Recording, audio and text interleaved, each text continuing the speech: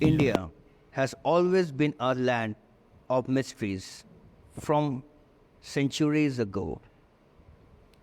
There have been mysteries in India that are still unsolved and even very difficult to explain.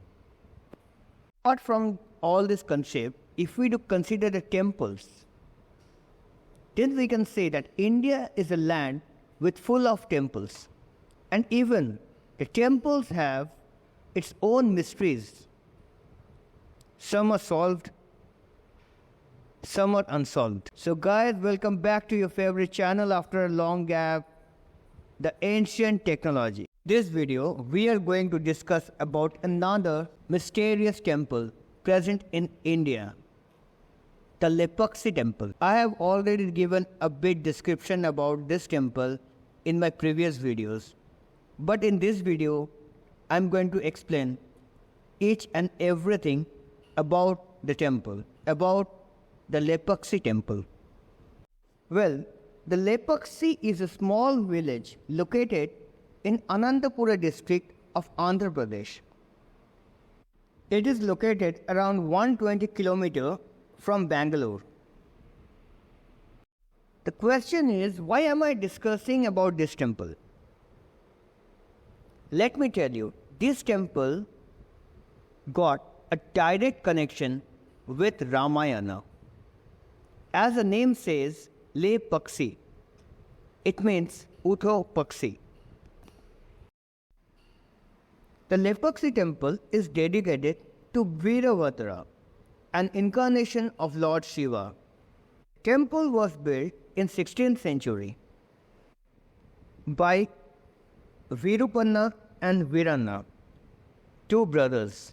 I said that it has got the direct connection with Ramayana, so let me explain you a bit about the story of this temple. When the Ravana was carrying goddess Sita, the bird Jatayu tried to save her, but got defeated by Ravana. The Jatayu got injured and fell on the floor. When the bird was near to death, Lord Rama helped it to attain salvation. Hence this place was named as Lake Paksi. Well, we are moving towards the main temple now. This is the entrance of the temple. Wow. I am really very excited as I was planning to visit this temple from a long time. Finally, I'm here. So, feeling excited. Wow. See these structures made on the pillars. The temple has got total 70 number of pillars. Just watch the inscriptions in each pillar. Can you imagine by seeing all these pillars that we are watching a temple which was made around 500 to 600 years ago. In this video I am going to show you not just the mysterious hanging pillar, but also I'll show you how it works exactly. As you can see, this is a huge block of granite around 20 feet tall with a brilliant carving. Now, I will show you that this pillar is disconnected from the floor. Let's see. Just see it, how they slide a piece of cloth on one side and it goes all the way on the other side. What does it prove? This shows that the ancient technology employed anti-gravity and levitation, because there is no way a 20 feet granite block which weighed many tons can hang in mid-air. As we have seen that there are about 70 pillars at this temple, but there is a single pillar which does not touch the temple floor.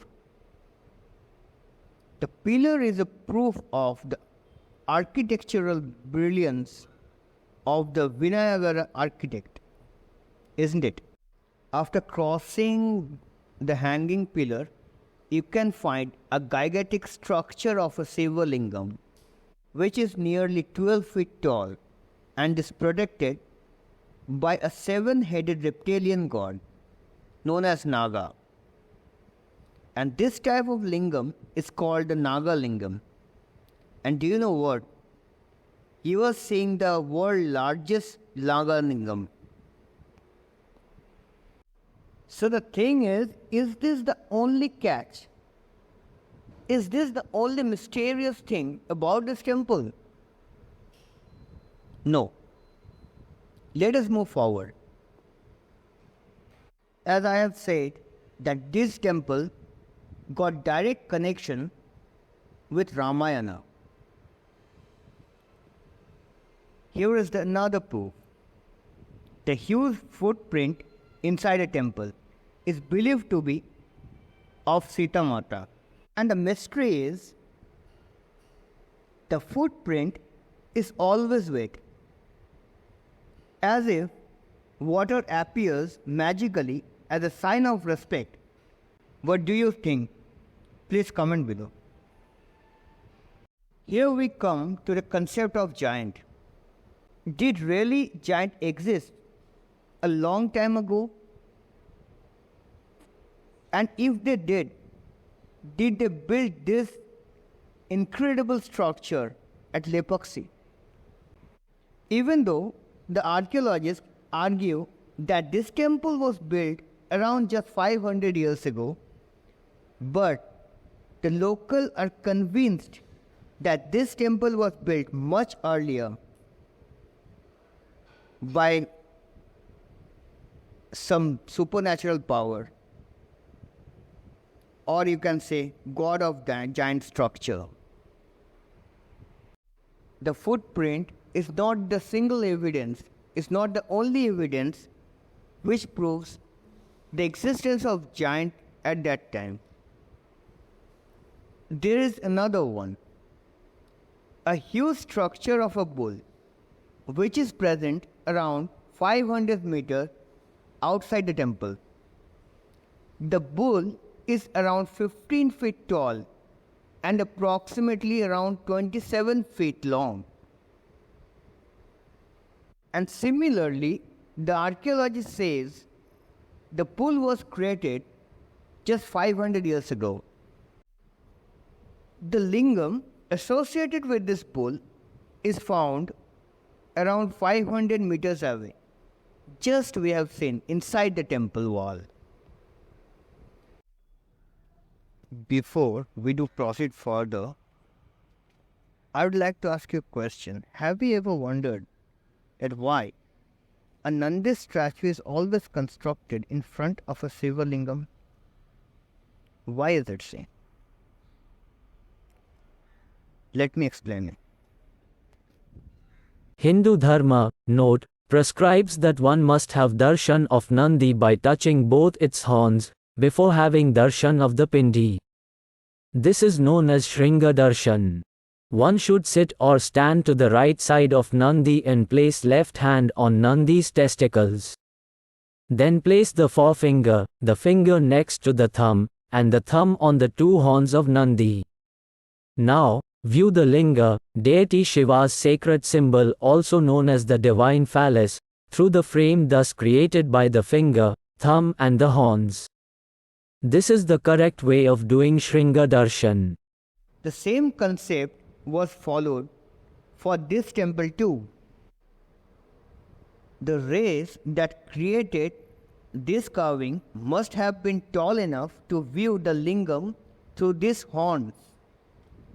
And since the bull is 15 feet high, the ancient builder must have been around 30 to 40 feet tall, isn't it? So for the ancient giant of around 35 to 40 feet height, this kind of huge structures were like just a normal structure.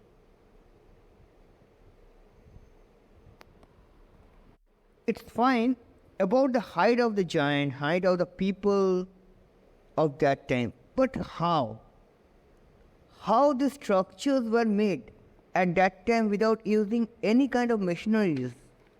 How was it even possible for them to create this kind of carvings out of a single rock without using electricity, without using any modern equipment, without using any machineries? How was it possible for them?